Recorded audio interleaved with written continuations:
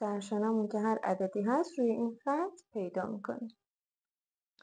میخوایم قسمت قد بالاتنمون رو مشخص کنیم.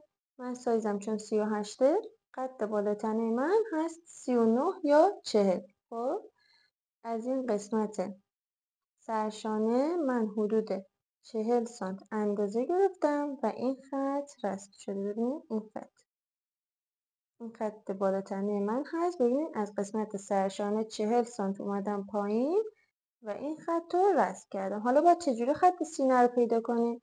ببینید از این قسمت هلال پایین گردن تا این قد بالاتنه اندازه میگیریم، هر چقدر که بود اون عدد رو نصف میکنیم و وسط پارچمون رو پیدا میکنیم. ببینیم از این قسمت هلال پایین تا قد بالاتنمون تا این خط قد بالاتنه اندازه میگیریم، هر عددی که بود اون عدد رو نصفش میکنیم و اینجا با گونیا یه خط رسم میکنیم. این میشه خط سینه ما. از این قسمت قد بالاتنمون حدود 22 سانت میایم پایین و یه خط دوباره رسم میکنیم، میشه خط باسن. خب حالا میخوایم